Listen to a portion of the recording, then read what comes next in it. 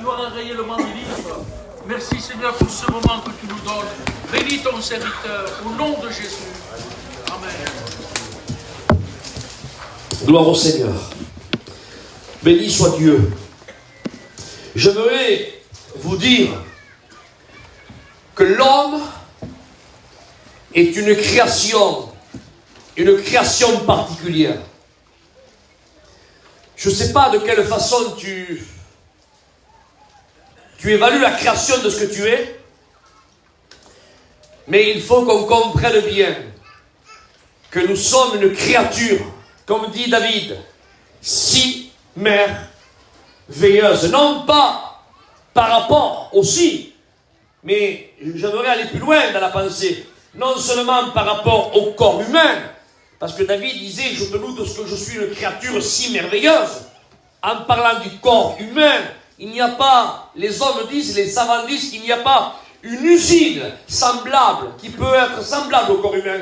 Par rapport à la vision, regardez, il n'y a pas besoin d'appuyer sur un bouton pour zoomer, par rapport à l'odorat, par rapport à tous les sens qu'on a, on n'a pas de panneau solaire sous derrière le dos, on n'a pas une batterie portative qui propulse nos battements du cœur. Tout ça pour vous dire, frères et sœurs, que David disait, en contemplant son corps, le corps humain, il était obligé de louer Dieu, il disait, je te loue de ce que je suis une créature si merveilleuse. Dit, tes œuvres sont admirables et mon âme le reconnaît bien. Oui, tout a été créé par Dieu. Amen. Alléluia. Le texte dit dans l'évangile de Jean, il dit qu'au commencement était la parole. Amen. Il dit que la parole était avec Dieu et la parole était Dieu. Il dit tout ce qui a été fait, et je veux un amen après ça s'il vous plaît. Il dit tout ce qui a été fait par elle. Amen. Continue à dire amen. Hein? Rien de ce qui n'a été fait sans elle. Amen. Écoutez, continuez. Hein? Et tout ce qui a été fait pour elle. Amen. Alléluia, amen. Ça veut dire que personne bombe la poitrine en disant moi je suis, moi j'ai été, moi je fais. C'est faux. Tout a été fait par elle. Amen. Et on n'a pas le droit de dire c'est bon. Non, c'est pas bon. Hein? Il dit que tout ce qui a été fait, amen, par elle et pour elle. À Dieu soit la gloire. C'est que nous sommes sa propriété. Alléluia. Oui, tout ce que Dieu a créé. Alléluia. David dit que Dieu a créé, amen, les cieux et la terre. Amen. Parce que le Dieu que nous avons, amen, est un Dieu créateur. Il parle. Il n'est pas comme certains qui parlent et ils disent beaucoup de choses. Ils parlent beaucoup pour rien dire. Notre Dieu, car il parle, frères et sœurs, la parole, amen, est créatrice. Elle crée. La Bible dit, amen, qu'il appelle les choses qui n'existent pas et elles viennent à l'existence. Je comprends maintenant pourquoi Dieu ne s'amuse pas trop à parler des choses vaines comme certains d'entre nous. Pas tout ce qu'il dit, ça sort. Est-ce que vous comprenez ce que je veux dire? Il dit que Dieu, amen, a créé le ciel et la terre. Alléluia. Dieu a créé l'univers, le cosmos. Dieu a tout créé. Dieu a créé, frères et sœurs, les monstres marins, les grands cétacés, tout ce qu'il y a sous le monde océanique. Dieu l'a créé. Écoutez, Isaac, on le sait, mais je dis ça pourquoi? Parce que je vais venir à un point essentiel, à un point même qui va nous signer de tremplin pour continuer dans la pensée de Dieu.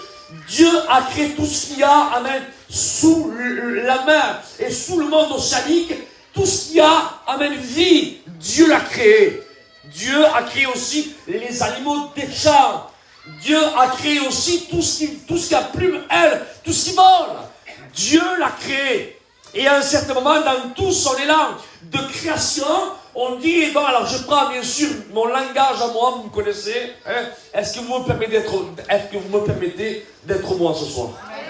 Hein? Je peux être moi, hein? Je prêche, hein, avec ma propre identité bon, ce soir. Est-ce que vous comprenez? Je n'endosse pas une identité d'un autre. C'est-à-dire que c'est Isaac qui prêche et c'est moi qui prêche, d'accord? Est-ce que vous me laissez la liberté d'être moi? Gloire à Dieu. Alors je continue. Dans tout son élan de création, eh bien, on dirait que Dieu va stopper, amen, son élan de création, et on dirait amen, qu'il va faire une réunion de famille. Et là, il va parler avec l'Esprit, avec Dieu l'Esprit, amen, et avec Dieu son Fils. Parce qu'il parle au pluriel, il ne parle pas au singulier. Il ne dit pas je vais faire. Mais à ce moment il dit faisons l'homme à notre image.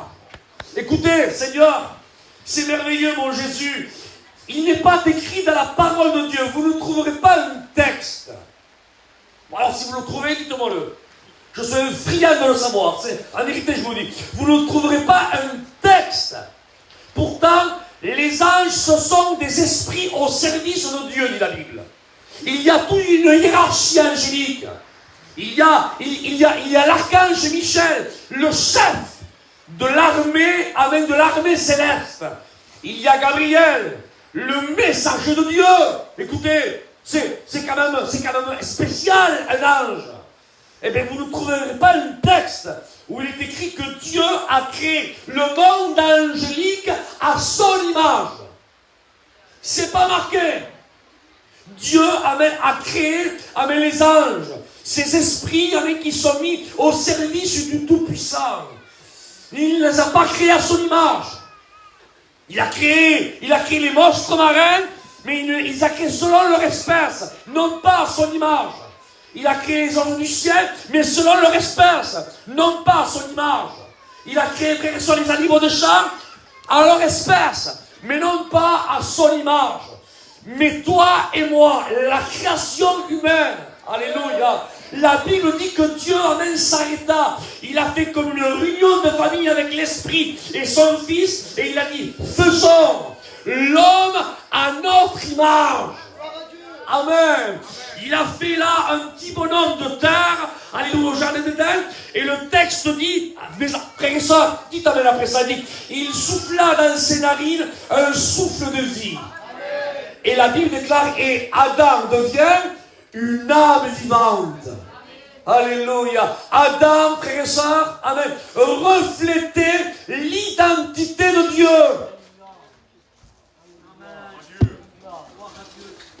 Amen. Alléluia. Les animaux des champs ne reflètent pas l'identité de Dieu. Les monstres marins non plus.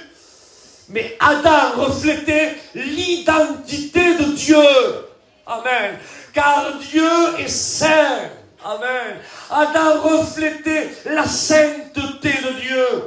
Que Dieu soit loué. À Dieu soit la gloire. Oui, nous sommes une création spéciale. À Dieu soit la gloire. Allez. Il dit, le texte dit, tu l'as fait peu inférieur à Dieu. Tu l'as couronné de gloire. Écoutez, je comprends maintenant pourquoi le diable rage tant contre nous. Parce que ce qu'on n'a pas demandé, c'est ce que lui désirait. Amen. Il voulait, amen, s'asseoir sur le trône de Dieu. Il dit, je monterai, je marcherai. Et Dieu lui a dit, tu descendras. Par contre, amen, à nous, alléluia, nous qui avons été sauvés par la grâce, il dit, à celui qui vaincra, il s'assoira avec moi sur mon trône. Amen. Alléluia. Ce que lui, il désirait, amen, avoir, nous, amen, on va l'obtenir. Que Dieu soit loué. Alléluia. À Dieu soit loué. Il désirait la gloire. Et il lui a dit, tu descendras. Il a été dépouillé de tout. Par contre, amen, le texte dit, alléluia, il dit, amen, tu l'as couronné de gloire. Amen. L'homme est une création. Amen. Je dis ça avec mes moments, une création spéciale. Alléluia. Vous savez que dans le corps humain, alors je dis ça parce que, non pas pour, voilà, mais je le fais parce que c'est merveilleux, Seigneur. La science est en train, mes amis, de confirmer, sans le savoir, la création, amen, que nous sommes et qui nous a créés. Vous savez que le corps humain est composé d'atomes. Vous savez que le corps humain est composé d'ADN. Alors je ne vais pas faire un cours sur ça parce que moi je suis comme vous, je suis un rambouin, je n'en connais pas plus. Mais j'ai appris, parce que j'aime bien me documenter, et j'ai appris que l'ADN ce sont des hélices, ce sont un petit peu comme des échelles tordues, avec des barreaux. Et chaque ADN contient 4 barreaux, des hélices tordues, comme ça vous les voyez. Hein? Un petit peu comme des échelles tordues, on appelle ça des hélices ADN.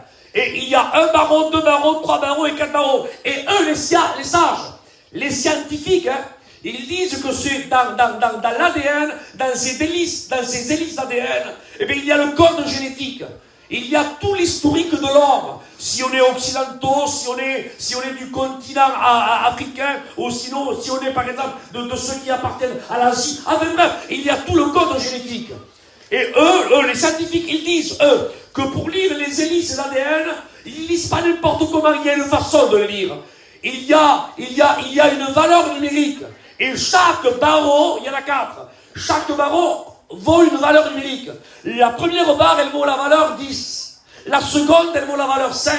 La troisième, elle vaut la valeur 6. Et la quatrième, elle vaut la valeur 5 encore. Et quand vous comptez, vous faites un calcul mathématique, en calculant les 4 barreaux, combien ça vaut par rapport, si on les convertit en plan numérique, eh bien ça vaut 10, 6, 5 et 5. Ça fait 26.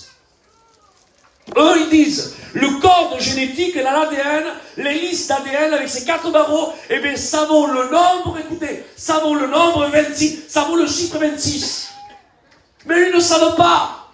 Ils ne savent pas, frère et soeur, que le nom de Dieu, il y avait le nom, le tétragramme de Dieu. L'hébreu, c'est très très riche. Et chaque lettre hébraïque aussi, ça vaut une valeur numérique. Et bien laissez-moi dire quelque chose, j'ai remarqué ici, laissez-moi dire quelque chose, frère et sœur, que quand, amen, on convertit le tétragramme de Dieu, chaque lettre, combien elle vaut, voulez-vous le savoir? Amen. La première lettre, écoutez, elle vaut 10, la seconde, elle vaut 5, la troisième, elle vaut 6, et la quatrième, elle vaut 5. Écoutez, et quand vous calculez, si vous convertissez un nom Yahvé, eh bien, à valeur numérique, ça vaut le chiffre 26. Et si vous calculez, frères et sœurs, la valeur numérique de l'ADN du corps humain, ça vaut la valeur 26. Écoutez, moi j'appelle ça l'humour de Dieu. Dieu, amen, a laissé, si vous préférez, comme un peintre, sa signature. Alléluia, derrière sa création. Amen, parce que nous sommes la création de Dieu. Alléluia. Et l'homme, frère et sœur, est la création de Dieu. Et nous avons été créés à l'image de Dieu. À l'image de Dieu. Amen. Et moi, je marquais ça comme ça. Alléluia. C'est comme un peintre. Nous, alors, on ne comprend pas très très bien. C'est vrai, Seigneur, si on se promène peut-être là dans des marchés publics, ou alors dans des salles spécialisées, là où il y a des œuvres d'art. Moi, je ne m'y connais pas. S'ils m'ont présenté un tableau, peut-être, de Picasso, eh bien, qui habitait là-bas à Mougins, eh bien, si je passerais dans une brocante et on me présenterait là, ou dans un musée, un tableau de Picasso, eh bien, vous savez comment Picasso peignait, c'était de l'abstrait. On ne comprenait pas. Je vous promets, sincèrement, c'est vrai. Si moi, je passe devant et on me vend le même tableau, là, pour 50 €, je ne crois pas. Parce que je ne comprends pas, c'est pas mon domaine, je ne sais pas lire le message qu'il y a derrière. Par contre, il y a des personnes qui savent lire. On appelle ça le sort, le secret, le message qu'il faut décrypter du peintre. Et nous ne comprenons pas, mais ceux qui comprennent, là, quand ils voient le tableau, l'abstrait, c'est qu'est-ce qu'ils voient, eux? Ils sont en train de le regarder, ils disent, tu vois le peintre là? Eh bien, il passait dans un moment de dépression.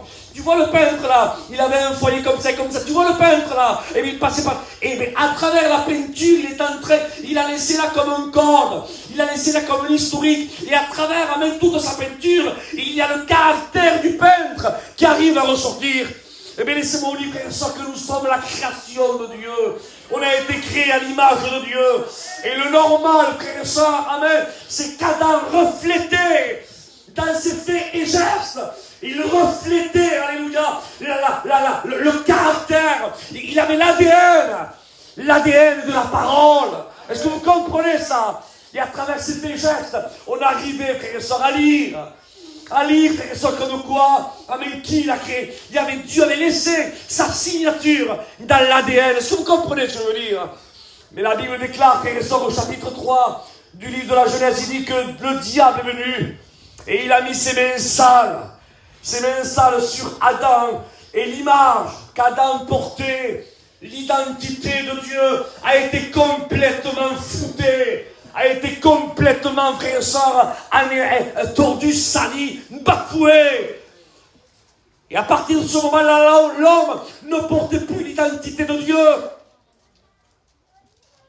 L'homme portait l'identité de l'homme déchu.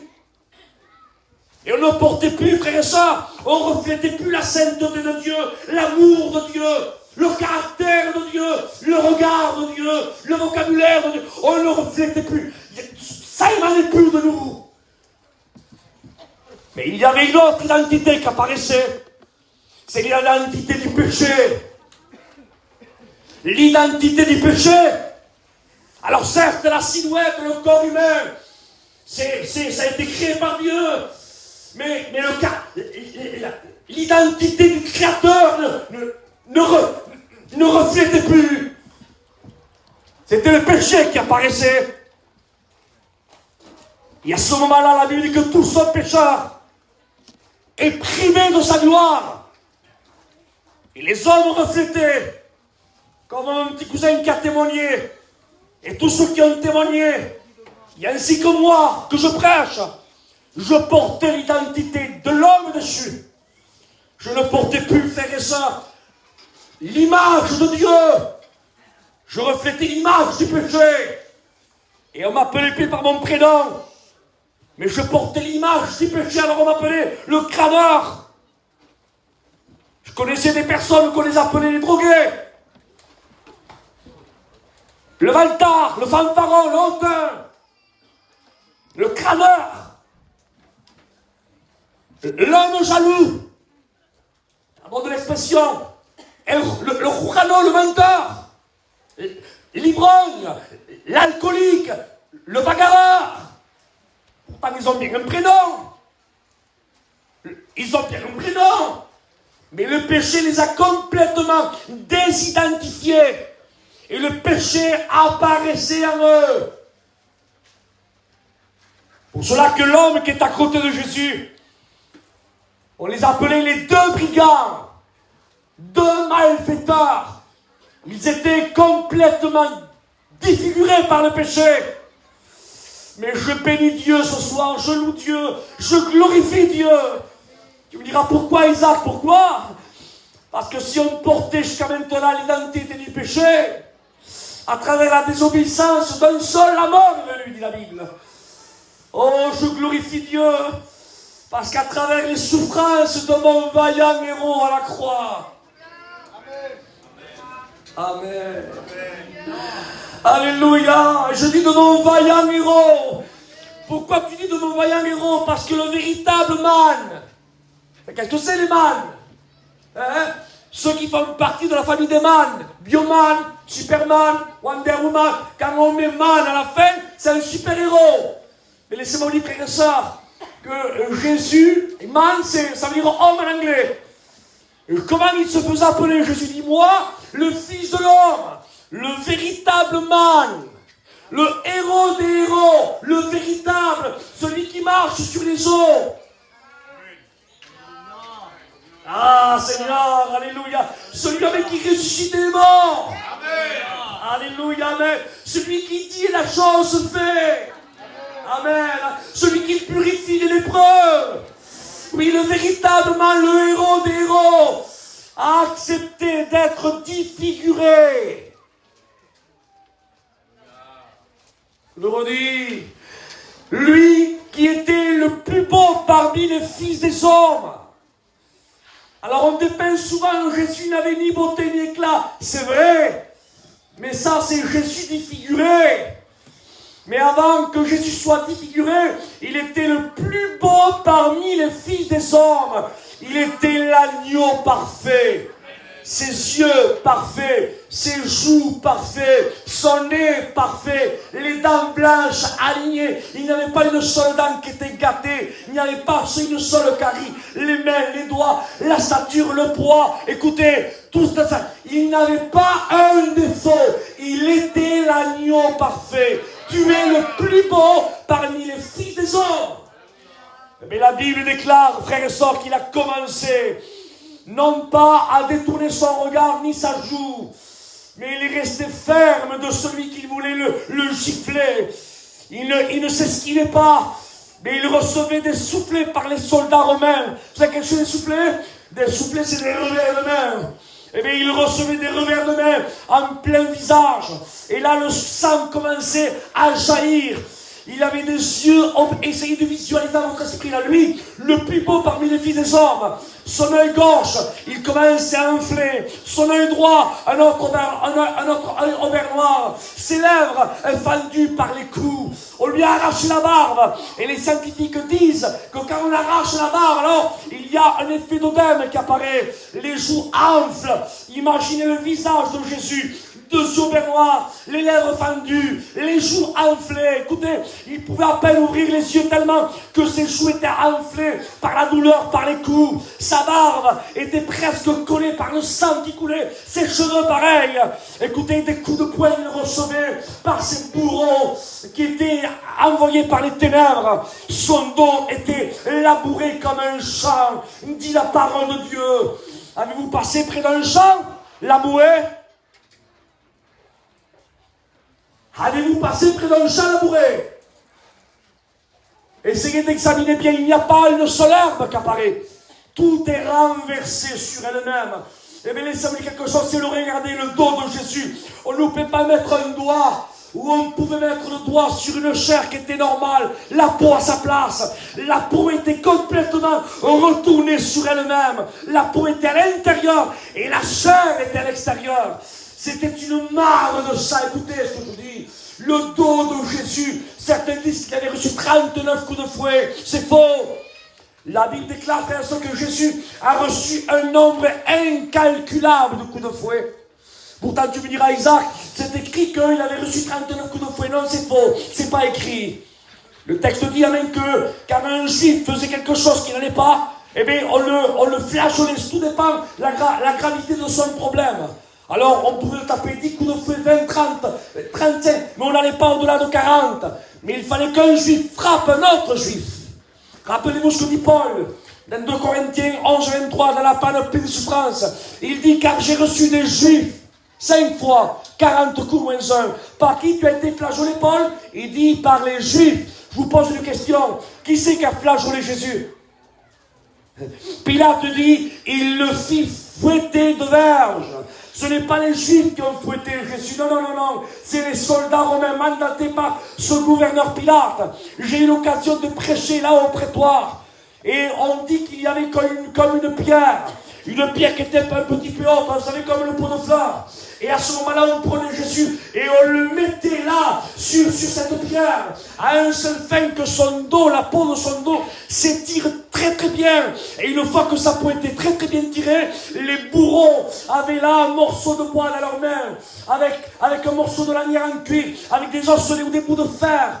Et chaque fois qu'ils fouettaient Jésus, il y avait des morceaux de chair qui sortait, et par rapport à sa chair qui était déchiquetée, on pouvait voir ses os, les os du corps. Imaginez la souffrance de Jésus. Yeux au vert noir, visage défiguré, les joues enflées, lèvres fendues. Écoutez ce que je dis, Seigneur. Les morceaux de chair qui pendaient par rapport au tirage de barbe, son dos labouré. Écoutez ce que je dis, ses mains transpercées. Et quand on transperce la poignée, le seul endroit où le clou passe, on est obligé de sectionner un nerf qui s'appelle le nerf médian. C'est une douleur aiguë qui est insupportable. Et par rapport là, on a mis le clou de Jésus pour pas que les os se brisent et que le corps soit bien suspendu sur le bois de la croix. On était obligé de sectionner ce nerf médian. Le nerf médian gauche et le nerf médian droit. Ensuite, on a cloué ses pieds. On a cloué là, on a transpercé son côté. Et on est allé chercher une poche d'eau qui se trouve juste derrière le cœur. Le cœur de Jésus a été transpercé.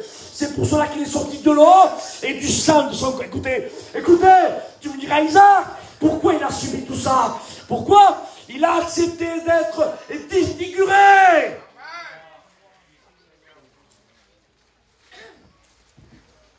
Il a accepté d'être défiguré à travers, là, le calvaire. Car on pense, on réfléchit, on dit, on ne peut pas regarder. Le texte dit, tous ceux qui me voient détournent son regard. Écoutez, le psaume 22,7 dira, je ne suis point un homme, il dit, mais un verre. Un verre, quand on se parle entre ciel et terre, là, c'est qu'est-ce qu'on voit? On voit un morceau de chair qui part. Lui, le fils le plus beau parmi les fils des hommes. Il était suspendu entre ciel et terre dans une croix. Il était comme un verre, on aurait dit un morceau de chair qui pendait. Quand on le voyait, il n'avait même plus l'aspect d'un homme. Mais écoutez ce que je dis, même il était plus connaissable. Il n'avait plus de silhouette, plus de forme du visage qui apparaît normalement. Tellement qu'il était un voile de sang était là, des cheveux jusqu'à l'ombre de ses pieds, comme un voile de sang, un morceau de chair qui pendait. Alors tu me diras, Isaac, pourquoi il a subi tout ça? Pourquoi? Pour te montrer à quel point le péché t'a défiguré. Le péché nous a fait complètement défigurer. À un tel point que quand le péché règne en maître, il n'y a plus de respect. Quand le péché règne dans le comble d'une vie, il n'y a plus de respect. Parce que le péché ne connaît pas le respect. Le péché n'est inégal. Le péché ne connaît pas la lâche. Pour cela qu'aujourd'hui, il y a certains jeunes, ils sont tellement saisis par le péché, que le péché règne tellement en comble, en leur maître, qu'ils connaissent même plus la lâche, sont capables de fumer de la drogue devant les vieux qui sont là, de se faire un joint là-bas, ils sont capables de dîner, tandis qu'à l'époque des anciens qui sont là, le péché existait, mais il n'était pas développé comme aujourd'hui. À l'époque, une cigarette, on ne filait pas devant les anciens quand on les voyait à 40 même, ou 50, on se cachait comme ça. Mon père avait 50 ans, écoutez, 50 ans, et devant mon grand-père, il ne fumait pas. Moi, écoutez, je ne suis pas si vieux que ça, j'ai 44 ans. Mon frère, moi, il m'enlève 2 ans et demi. Pas beaucoup, 2 ans et demi, hein. Mais moi, quand j'avais 17 ans, lui, il avait 19 ans et demi. Et bien, devant mon frère, je ne fumais pas, parce que j'étais encore sous le barème, là, où encore le péché ne s'était pas encore développé dans toutes ses formes. Aujourd'hui, le péché s'est développé dans toutes ses formes et règne tellement en mer qu'il n'y a plus de respect. Il n'y a plus rien. Écoutez, on peut même plus reprendre un tel ou un tel. Ils sont capables de bomber le torse et à la limite de vous parler avec les mains comme ça sur le visage. Il n'y a plus de respect concernant les habits, il n'y a plus de respect concernant ceci, il n'y a plus de respect concernant cela. Des vieux qui sont en train là de raccompagner chez eux leurs petits enfants qui sont morceaux. C'est quel âge ça? Mais aujourd'hui, on vit dans cette époque. Vous comprenez ce que je dis? Nous sommes en plein dedans. Le péché t'a complètement défiguré. Mais Christ sur la croix, à Dieu sur la gloire, il a été complètement défiguré. Pourquoi, Isaac? Pour te redonner, dites amen après ça s'il vous plaît, pour te redonner l'identité qu'Adam a perdue. Alléluia. Amen. Isaac, non, Isaac, tu crois que c'est oui? Je te jure devant Dieu que c'est vrai. L'identité qu'Adam avait Abraham, que quand il marchait, alléluia, il reflétait la sainteté, il reflétait l'identité de Dieu. Cette identité qu'Adam a perdue, le Christ, à travers sa mort et sa résurrection, frères et sœurs, aujourd'hui, nous a redonné l'identité qu'Adam a perdue. Je comprends maintenant pourquoi l'apôtre Paul dit, dans Romains 12, 2, il dit, ne vous conformez pas au siècle présent. Vous savez quelque chose de véritable texte? Vous voulez le savoir? C'est, ne vous laissez pas modeler par le siècle présent. Ah, il en comprend mieux. Paul est en train de nous dire, Adam s'est laissé défigurer par la désobéissance. Et Christ a souffert le calvaire pour nous redonner la forme qu'Adam a perdue.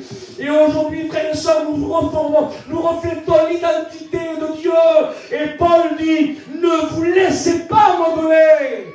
Ne laissez pas le monde mettre ses mains sales sur vous pour vous disfigurer. Gardons l'identité de Dieu. Gardons l'image de Dieu. À Dieu soit la gloire. Alléluia.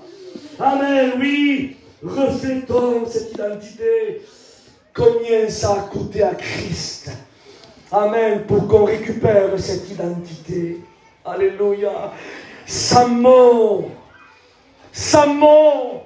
Amen. Quelqu'un qui a été métamorphosé par la parole. Sa mot, il reflète l'identité de Dieu dans son regard.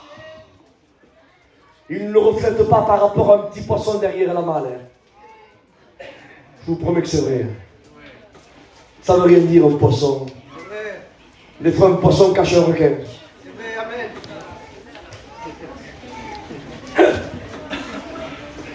C'est vrai ce que je veux dire. C'est pas de l'humour, c'est vrai. Un chrétien se recolle plus. Son regard, ça émane. Amen. Dans son visage, il émane. Amen. Dans son marché, il émane. Dans ses faits et gestes, sa façon de s'asseoir, sa tenue vestimentaire, il émane. Amen. Et l'image de l'identité de Dieu. Alléluia. Oh, que Dieu soit béni ce soir. À Dieu soit la gloire. Écoutez, on a dit à Jésus, que dit-on que je suis moi, le Fils de l'homme? Dis-toi. Toi, on dit que tu es Jean-Baptiste, que tu es Élie, que tu es Jérémie, un prophète. En réalité, frère et sœur, c'est pas Jésus qui reflétait Élie, Jean-Baptiste ou Élie. C'était Élie, Jean-Baptiste et Jérémie qui reflétaient Jésus. Est-ce que vous comprenez ça? C'est ça, il faut mettre les choses dans l'ordre. Quand ils ont vu Jésus, ils disent, mais sa façon de faire là, mais on la connaît, son regard là, mais on l'a déjà vu, sa façon de parler, mais il y a dans la famille avec Élie, avec Jérémie, avec un pauvre, ils n'ont pas dit avec Hérode, hein, avec Pilate, hein. Ils ont dit, mais il y a une famille là, avec Jérémie. Mon grand-père m'a parlé que Élie parlait comme ça et que c'était le langage des prophètes. Mais je dis, mais qui dit-on que je suis? Tu es Élie, Jérémie, un prophète. En réalité, frère et sœur, c'est que ces hommes de Dieu, quand ils marchaient, quand ils parlaient, quand ils se déplaçaient, quand ils s'assoyaient, quand ils mangeaient, ils reflétaient l'identité de la parole qui s'est faite chair. À Dieu soit la gloire. Alléluia. Au nom de Jésus. Au nom de Jésus ce soir, tu as l'opportunité, toi qui ne connais pas Dieu, toi que le péché règne maître en toi, toi-même qui est insomniaque, qui ne trouve pas la paix, qui ne trouve pas le bonheur, qui ne trouve pas le repos, toi-même qui vis dans un foyer de discorde, que tu ne sais plus comment faire pour t'en sortir, et tu souffres, oui tu souffres, parce que ton âme a soif de Dieu, et tu la noircis, elle est prisonnière de ce qui triomphe en toi. Et ce qui triomphe en toi, ce n'est rien d'autre que le péché. Mais tu es mal. Tu ne peux pas être bien. Alors tu essaies là de trouver comme un de somnifère pour apaiser la douleur de ton âme avec un petit peu d'alcool, un petit peu de drogue, un petit peu de somnifère. Et tu essaies. Mais en réalité, ton âme souffre. Elle ne veut pas de l'alcool, elle ne veut pas de la drogue. Elle ne veut pas tout ça. Elle a besoin de son Créateur. Elle a besoin de Dieu. Elle a besoin de Dieu. Est-ce que tu comprends ça? Elle a besoin de Dieu. Il y a un manque de lumière dans ta vie. C'est pour cela que tu es mal. Au nom de Jésus. Isaac, je ne m'attendais pas à une prédication comme ça. Écoute, nous, on n'est pas des avocats, nous. On n'a rien préparé d'avance. C'est poussé par l'esprit que les hommes ont parlé. Amen. Moi, la plupart, je connais des personnes, je ne connais pas vos cœurs. Il y a des jardins secrets que je ne connais pas au soir ici. Mais je tiens à vous dire, au nom de Jésus, que ce qui m'est arrivé à moi, ce qui est arrivé à tous mes frères serviteurs chrétiens qui sont ici, le Seigneur veut t'accorder sa grâce à toi. C'est pas possible ici, je te promets que c'est possible. Je te le jure devant Dieu que c'est pour... Mais qu'est-ce qu'il faut que je fasse, Isaac, quoi? Que je lève ma main? Lève ta main si tu veux. Que je me lève de la chaise? Lève-toi de la chaise si tu veux. Que je me mette à genoux? Mets-toi à genoux si tu veux. Mais qu'est-ce que tu veux? Dis-moi-le. Il veut que tu te repentes. Que tu te repentes. Que tu demandes pardon. Mais non pas pardon au style gitan, hein. Non, hein. Je suis espagnol du côté de ma mère, catalan du côté de ma... Espagnol du côté de mon père, catalan du côté de ma mère. Donc, on se comprend. Pas au style catalan ni espagnol. Demandez pardon avec les tripes. Amen. Demandez pardon avec les entrailles. Amen. Et pour demander pardon à Dieu, il faut que tu reconnaisses que tu es pécheur. Il faut que tu reconnaisses que si Dieu veut, c'est l'enfer qui t'attend. Il faut que tu reconnaisses. Au nom de Jésus, mais reconnais. Écoute, les gens sont tellement aveugles. Regarde si le péché t'a tellement aveuglé. Une image qui me met à l'esprit comme ça vite fait. Regarde, écoute bien, voilà la comparaison que je fais. Qu'il faut bientôt, dans les réunions, Abraham, il faut bientôt maintenant descendre, là, venir dans les rangs, se mettre à genoux, devant le permis qui va l'enfer, devant celui qui vit la misère dans son foyer, de celui que le foyer il s'est séparé 8 ou 10 fois, de celui qui n'en peut plus, qui est au bord du suicide. Il faut aller vers eux. Accepte le Seigneur. Accepte Jésus, qui est le paradis pour les péchés. Accepte Jésus, tu auras la paix. Accepte-le. Allez, accepte.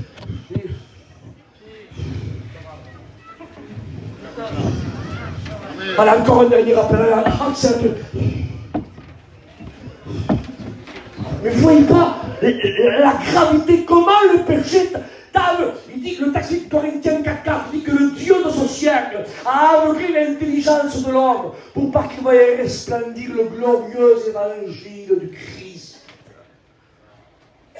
Je vais te donner une comparaison à qui tu ressembles. J'ai la liberté ancienne, une comparaison.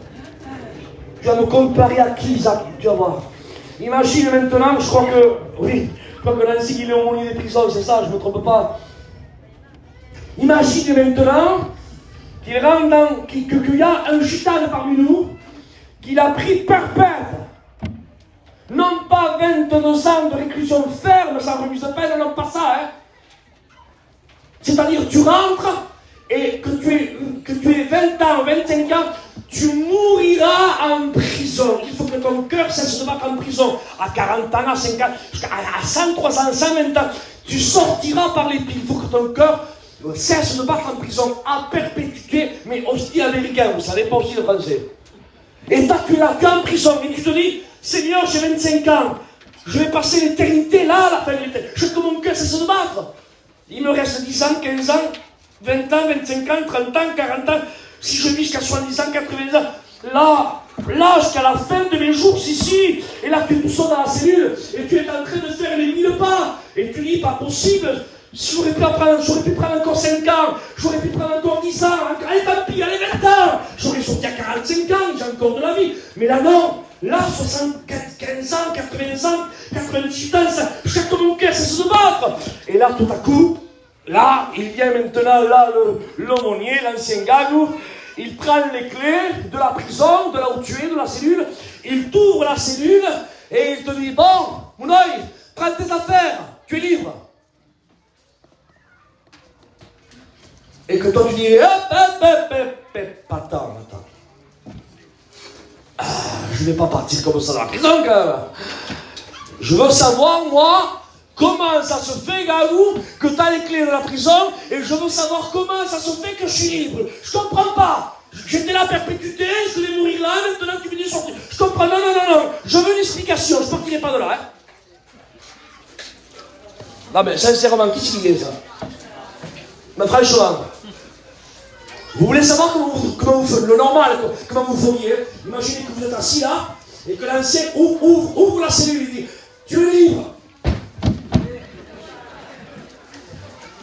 Attends, t'as oublié tes chaussures comme ça. C'est pas grave, laisse faire, j'en prends d'autres. Oui ou non? Je te parle pas d'un corps mortel qui va pourrir en prison. Je te parle de ton âme pour l'éternité à l'enfer.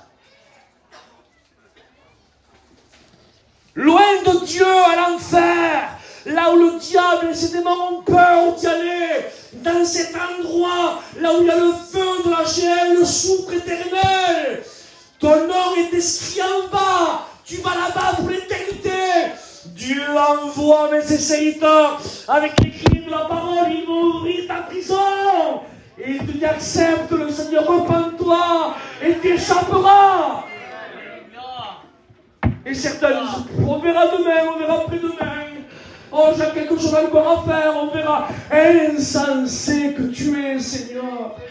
Insensé que tu es. Tu crois que les frères là qui dressent le chapiteau, tu crois qu'ils font ça pour avoir l'image là, qui figure dans la revue Villiers? Tu crois qu'ils font ça pour je sais pas, pour que vous leur donniez le couronne de laurier? S'ils se donnent tant de mal à monter le chapiteau, s'ils se donnent tant de mal à recevoir les ministères, à faire ceci, à faire cela, à faire de la prospecter, à envoyer des SMS, à venir vous chercher, à vous supplier pour que vous veniez aux réunions, s'ils font ça, c'est pour que tu sois sauvé. Rien d'autre pour que tu sois sauvé. Je te le dis devant Dieu que c'est vrai. Que vas-tu faire ce soir? Que vas-tu faire? Mais tu crois que tu es éternel ici-bas? Mais non, Isaac, moi je suis jeune, je suis en pleine ligue. Insensé que tu es. Il n'y a pas très longtemps de ça. Pas très longtemps. Un footballeur de 20 ans, en pleine santé, un corps de pleine santé. Il s'est entraîné là, il a fait ça, il a mis le cœur. Crise cardiaque foudroyante, mort. Là, j'ai mon petit cousin qui est là, à Montauban, nous on en a perdu 3. Un de 50 ans, l'autre de 51 ans, et l'autre de 20 ans, à l'espace de 2 ou 3 mois. 2 crises cardiaques foudroyantes et l'autre un accident. Mais puis l'accident, il était pour y aller, lui. Hein. Il était là, parqué sur le côté, 20 ans, et dans un petit croissant de nuit, il rentrait chez lui. Il n'avait rien fait, vous l'avez dit, il était là. Et là, un fou est passé là, par là, il a percuté en pleine voiture, il s'est passé ce qui s'est passé. Je faisais une réunion comme ça, comme ce soir là, et je touchais les mêmes thèmes. J'étais à Perpignan, il y a à peu près 2 mois de ça, même pas 1 mois et demi.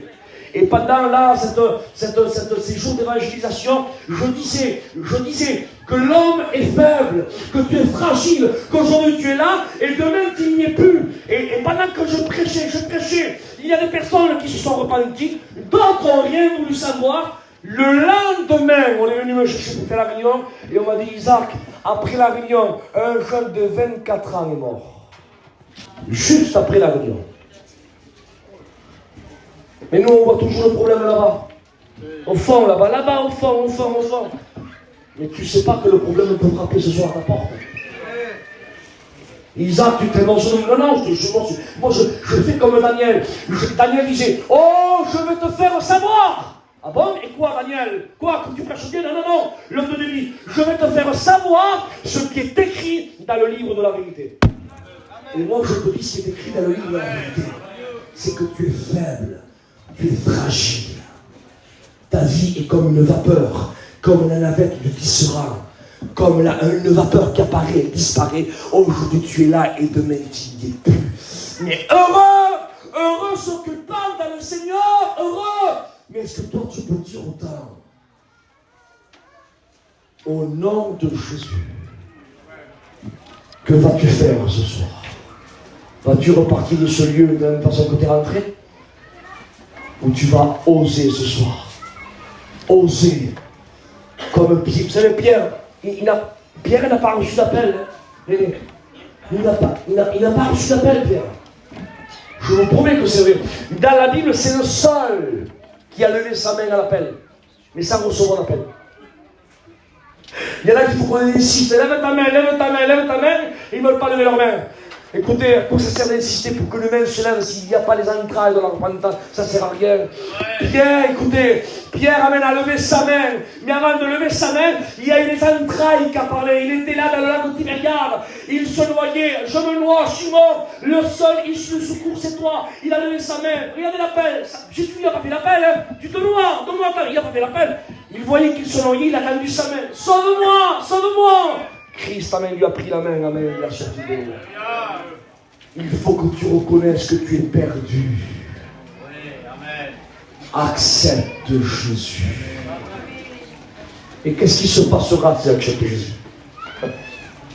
Qu'est-ce qui se passera? À un mot, pas de un. Tu vivras. Amen. Mais je vis ça, non, tu vis pas. Tu existes, mais tu ne vis pas. Regardez. Le pupitre là, il existe. Il existe bien, mais il ne vit pas. Tu es comme ce pupitre. Tu existes, tu es là, mais tu ne vis pas. Il y a une différence entre exister et vivre. Jésus est venu pour que les brebis aient la vie. Amen. Amen. Et qu'elle est en abondance. Tu existes, mais c'est factice. Tu es robotisé, formaté. Tu as besoin de la vie. Tu vis en Dieu. Et qu'est-ce qu'il faut faire?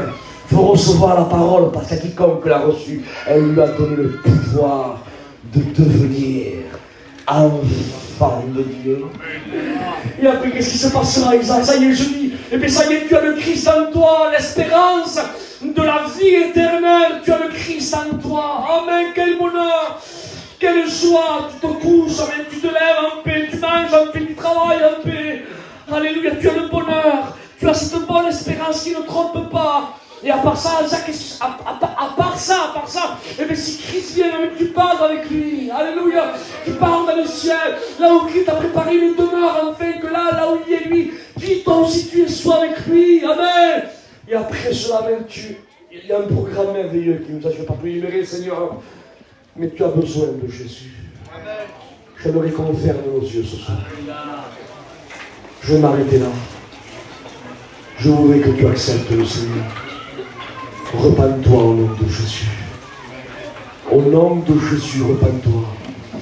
Tu peux prendre ce cantique, frère, malheureux. Alléluia. C'est un cantique qui s'enclave avec la pensée de Dieu ce soir. Et j'aimerais que mon frère le prenne. Malheureux. Tu te sens malheureux. Tu as besoin de Jésus. Que vas-tu faire ce soir? Laisse que Christ. Alléluia. Laisse, amen, qui te désidentifie au péché. Laisse-le qu'il mette solidarité en toi. Deviens un fils de Dieu. Deviens un enfant du Seigneur. Ferme nos yeux, s'il vous plaît. Ferme nos yeux. Dieu te voit. S'il te plaît, écoute ça. Quand tu es seul dans ta aventure, Dieu le voit. S'il te plaît, écoute. Quand tu es seul dans ta maison, Dieu te voit. Quand tu es seul dans ton péché, Dieu le voit. Amen, amen. Dieu te voit. Quand tu te caches pour pleurer, Dieu te voit. Quand tu fais semblant d'être heureux, Dieu te voit. Et en réalité, tu es malheureux. Au nom de Jésus, malheureux. Au nom de Jésus. Dieu te voit et il te dit que tu es malheureux. Alléluia. Ne ressens-tu pas le besoin de Dieu? Amen. Amen. Homme fragile, tu es malheureux. Sors de ta prison au nom de Jésus. Malheureuse. Alléluia. Dieu te voit et il te dit que tu es malheureux. Amen, amen. Ne ressens-tu pas le besoin de Dieu? Amen, que tes chaînes se brisent. Femme fragile, au nom de Jésus, tu es malheureuse. Que les liens se détachent au nom de Jésus. C'est que tu t'amuses avec le péché. Toutes ces choses sont vanité. Écoute, écoute. Car rien n'a pu te combler. Regarde et vois autour de toi ce que le péché a fait de toi. Écoute, s'il te plaît. Tout s'est écoulé. Au nom du Seigneur. Ta vie est brisée. Rappelle-toi. Plus personne sur qui compter. Au nom du Christ, rappelle-toi. Au nom de Jésus. Mais Jésus est là. Dieu te voit ce soir. Rappelle-toi. La solution est là pour toi. Alléluia, il t'attend, il est là. Approche-toi de la croix. Est-ce qu'on peut se lever dans nos chaises, s'il vous plaît, on se met debout ensemble? Chrétiens, chrétiennes, on lève nos mains au ciel et on loue le Seigneur. Que Dieu brise les chaînes. Au nom de Jésus. Approche-toi de la croix. La solution est là pour toi. Approche-toi de la croix. Rompe la cadena. Je pars. Approche-toi de la croix. Sommes à la courée pour toi. Amen, amen. Approche-toi de la croix. Mon ami veut voir toi. Alléluia, amen, amen, alléluia. Reprends ce dernier strophe, amen, toi, ouais, repends-toi, alléluia. Approche-toi de la croix. Amen, écoute, La s'il te solution plaît. est là. Elle est là. pour toi. Elle n'est pas ailleurs, elle est là. Approche-toi de la croix. Jésus ne te juge pas. Elle est là, la solution. Approche-toi de la croix. Son sang a coulé pour toi. Repends-toi au nom de Jésus. Approche-toi de la croix. Arrepiéntete, Mon arrepiéntete. ami devant toi. Laisse que le sang de Jésus Devant toi. te purifie de tout péché. Péché. Au nom de Jésus. Convertis-toi pour être sauvé avant qu'il soit trop tard. Jésus devient chercher son église. C'est vrai, Seigneur, c'est vrai. Te remercions, Seigneur, pour ta parole. Te remercions, Seigneur, pour ce qui a été dit. Je te prie, Seigneur, pour ces âmes. Tu connais les cœurs, Seigneur. Tu connais les larmes. Tu connais les demandes et les requêtes et les supplications. Tu sais tout, tu connais tout, tu vois tout, entends tout. Regarde, Seigneur. Tu as parlé ce soir. Tu n'es pas venu ici pour les juger, mais pour qu'ils soient sauvés par ta parole. Oh Saint-Esprit, Saint-Esprit, convainc les cœurs de péché, de justice et de jugement. Attire-le à la repentance au nom de Jésus. Montre-leur leur état, Esprit Saint. Montre-leur qu'ils sont perdus. Montre-leur, Seigneur. Au nom de Jésus. Je te loue, Seigneur, pour ta parole. Je te loue, Seigneur, parce que je sais que ta parole, elle ne revient pas à toi, Seigneur, sans avoir fait ton effet, sans avoir accompli tes desseins. Tu parles pas en vain, toi, Seigneur. Merci, merci, merci pour cette réunion. Merci, Seigneur. Merci, je suis heureux d'avoir prêché ce message, Seigneur. Heureux, Seigneur, de pouvoir m'adresser à ceux qui ne te connaissaient pas. Oh Dieu, je te loue. Merci, Seigneur, pour ta parole. Quelle importance, Seigneur, une réunion. Quelle importance. Tu uses de patience, Seigneur, à un seul fait qu'un plus grand nombre soit sauvé. Quel Dieu patient tu es, Seigneur. Quel Dieu patient. Merci pour ton amour, Seigneur. Merci pour ton amour. Au nom de Jésus. Au nom de Jésus. Glorifie-toi dans les cœurs, Seigneur. Merci, Seigneur, pour tout ce qu'on a entendu. Merci. Je suis bien, Seigneur, dans ce lieu. À toi la gloire, Père. Amen. Je vous promets devant Dieu que c'est vrai. Ça ne serait pas à cause parce qu'il faut une certaine sagesse, c'est comme ça, il y a une norme et on est bien obligé. Moi, j'aurais continué à faire une deuxième réunion, juste maintenant, là, vous voyez. On aurait encore chanté un corps de cantique, de témoignage, encore une autre, même que c'est une autre. Quel bonheur. Une réunion, mon frère. Entendre Dieu nous parler, nous donner la solution au problème. Des personnes qui courent à droite et à gauche se font faire des ordonnances. Docteur, vite, vite, par mail, vite, ordonnance. Ils courent pour le problème, ils prennent le cachet là-bas. Arrêtez de courir à droite et à gauche, Seigneur. Faites comme ce lépreux. Un lépreux vient à lui. Arrêtez de courir à droite et à gauche. Allez directement vers lui. Jésus, c'est la solution à votre problème. Jésus, Jésus, Jésus, Jésus, Jésus, Jésus.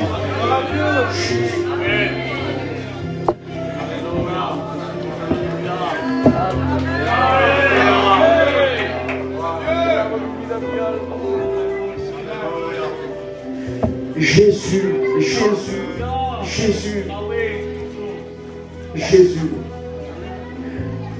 Tu as la solution là, ne la néglige pas, Seigneur. Voilà.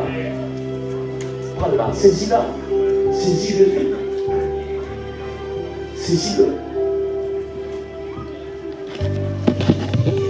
Que Dieu vous bénisse. Merci. Merci de m'avoir écouté. Que Dieu vous bénisse.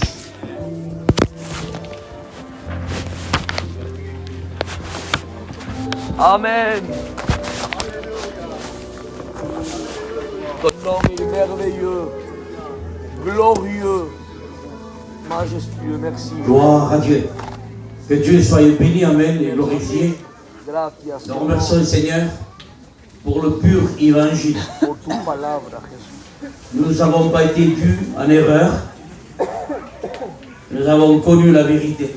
Amen. Et la vérité nous a franchis. Amen.